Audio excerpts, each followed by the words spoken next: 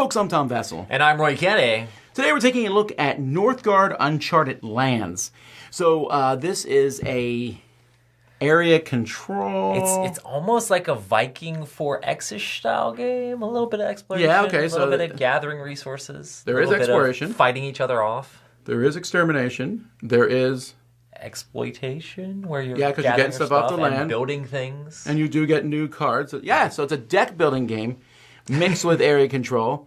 And this has been a while for this review coming, mostly because we played this as a group and it did not go over particularly well, but we thought, hey, this might be a good two-player game. Let's play it more. Right, so me and Roy went farther into it, and we're going to talk about it now. In this game, there's a lot of things to cover, but it is essentially a deck building and kind of area control game. There's this starting tile, and then as the game goes by, you're going to be drawing tiles. You'll start with some tiles on the board, and then on these tiles, you'll be placing little miniatures to show that you control different regions. You'll start the game with a few regions already controlled. The different players will control regions, and it's kind of fighting over those regions to get you victory points. You can win the game by controlling 3 regions that have a large building. You can see it has the edges trimmed off there on the outside. If you control 3 of those regions with a building in each, you win the game. But other than that, more likely, you're going to win the game by having the most points after 7 rounds. You'll be collecting points from small regions will give you a point. That small regions that take 2 tiles, larger regions will give you 2 points, and then there's a couple other ways to get points.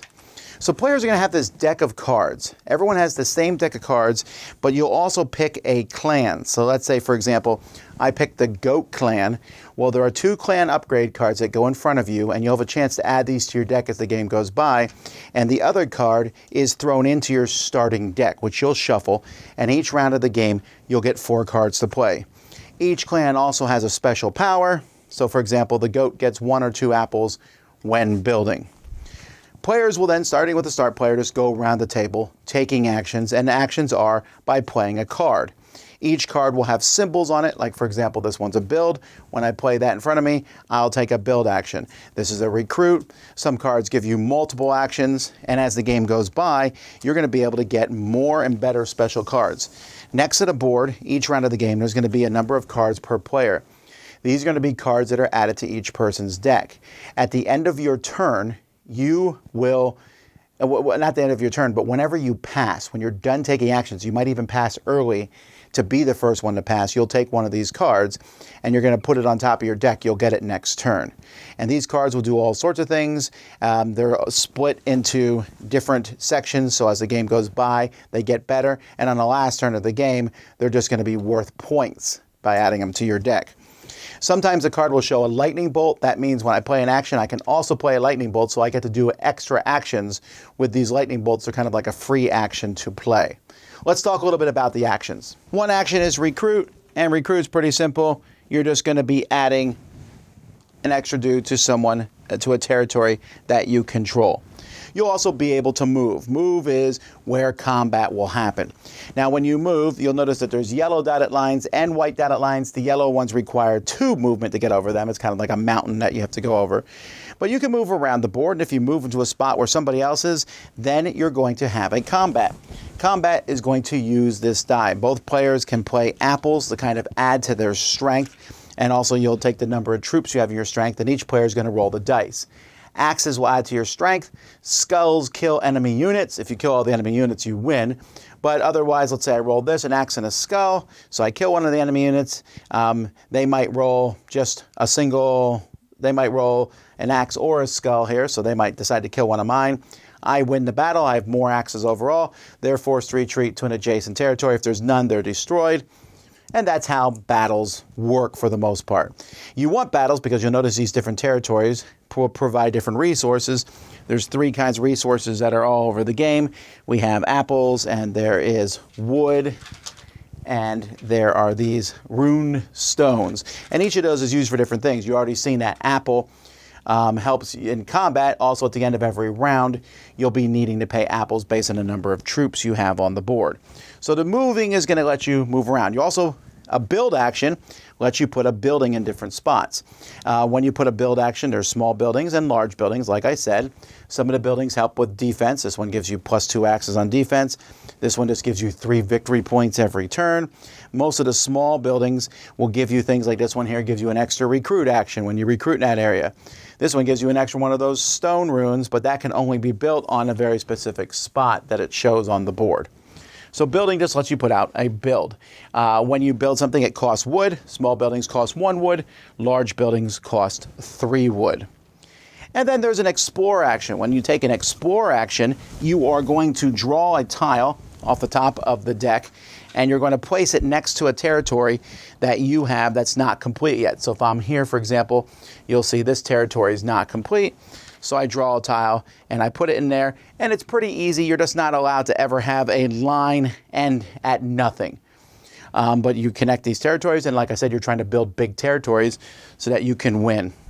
Some actions also let you draw, and sometimes there's just a special action on a card. And like I said, as you go through this deck and add it, this means special action. All your opponents discard 1 card of their choice. You draw 2 cards.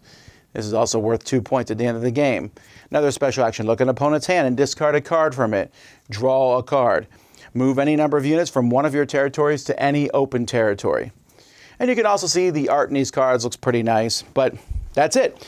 You're just going to be taking turns when everyone has passed and drawn a card.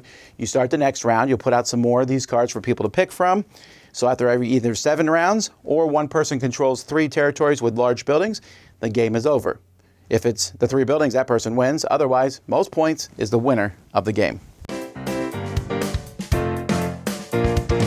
Okay, so you need to go into this knowing this is a straight-up war game in a sense, right? You are in each other's faces the whole game.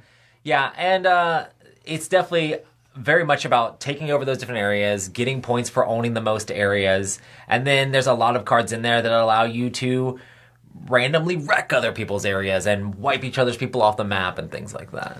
To that end, I would only play this with 2. Because with more than 2, you run into that problem that you run into in Risk and those style games where, hey, I hit Roy and, well, that territory's juicy, so now Mike takes Roy, and then Camilla takes Roy. You can actually, you're not eliminated, you get to come back in. Right. But in a multiplayer game, especially based on placement, you might have a juicy thing in the middle. Roy comes and attacks me. He doesn't beat me, but he whittles me down. Then Mike comes in. Some games that works for. Right.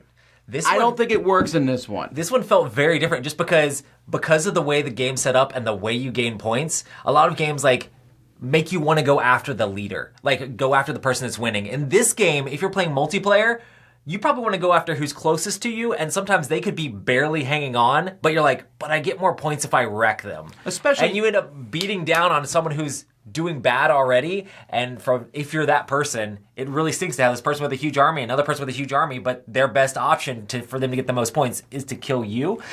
Or even to win the game, because if one of the alternate victory condition is control 3 territories with large buildings. I've never seen it happen. I think it's pretty hard to do.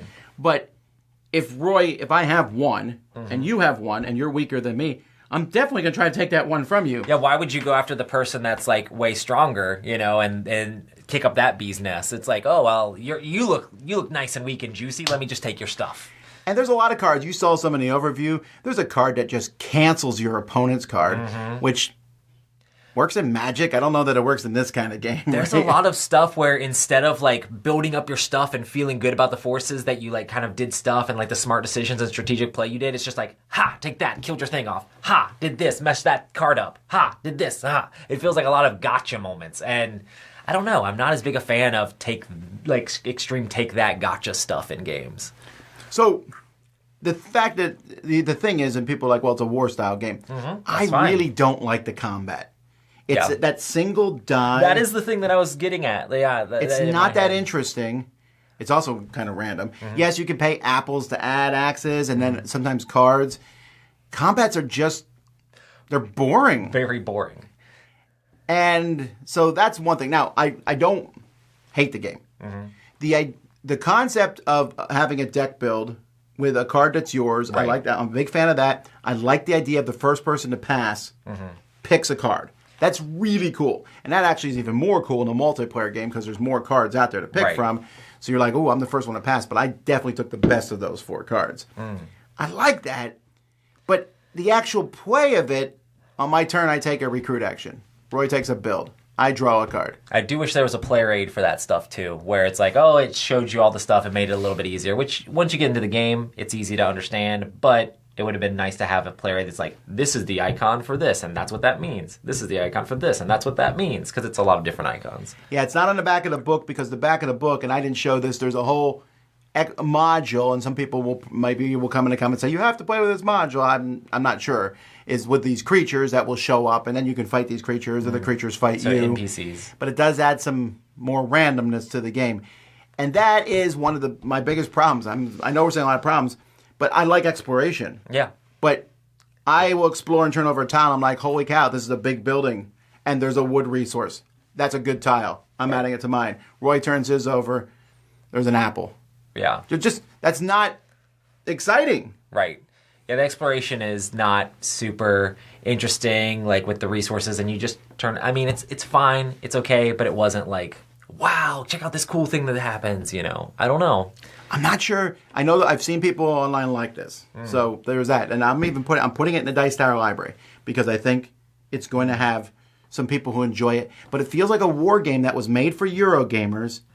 But also at the same time, it feels too take-that-ish for them to enjoy it. This is, like, I'll just go ahead and start with my score. This is my favorite kind of game, normally.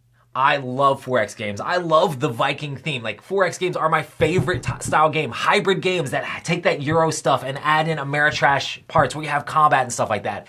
But overall, this ended up feeling very lackluster for me. I'm giving this I guess I'm going to give it a 6. But overall, like, just because there is a little bit of stuff in there, but it just didn't end up pushing over for me to winning just because, like, the combat is boring. There's a lot of take that in there. You get a ton of resources, but what you can do with those resources is not very exciting. Like, I like games where you get to build different types of units and utilize those to build interesting things and build your stuff up more. Like, it's like, oh, you can get rid of a card, or oh, you can spend some apples to do a little bit better in combat, but it wasn't like, oh, you get to, like, the excitement wasn't there. And I don't know why. I actually was sitting there with Tom struggling over, like, why don't I like this game? And it's just the spark, It's just not fun the way that I normally enjoy this style of game. Yeah, I'm a little bit lower. I'm 5, and I tried. So the one resource in there, the stone ruins, again, a player aid would be helpful with this, but you can spend 1 to discard and draw a new card, 2 to cull a card and draw a card, 3 to take one of those 2 special cards in your hand. Those special cards are kind of cool. Yeah. But if you don't get rune stones and the other player or players do, you're behind the curve. Right. Yes, you can go attack them and steal them from them, but they have better cards earlier than you do. In the last game we played, I got better cards faster than Roy. And I straight up won, I think, because of that. Also, I had a big territory that he could not get to that was generating points every turn. Yep. And he eventually got to it and took it, but it was too late. And the game it's not a particularly fast game in the sense of turns are kind of meandering. It doesn't feel action-packed. But at the same time, the game ends before a lot happens. There's no big, grandiose battles. They're quick battles. One person retreats, some guys die, and then you play a recruit, and I'll take one more guy. Yeah. I don't know. I wanted to like this more. I think it looks gorgeous. Mm-hmm. The cool theme. And I think there's going to be people who enjoy it. They're going to tell you in the comments anyway. But, for me, unfortunately, this one is a miss. So that's Northgard Uncharted Lands. I'm Tom Vassell. I'm Roy Kennedy. And you've been watching The Dice Tower. Apples.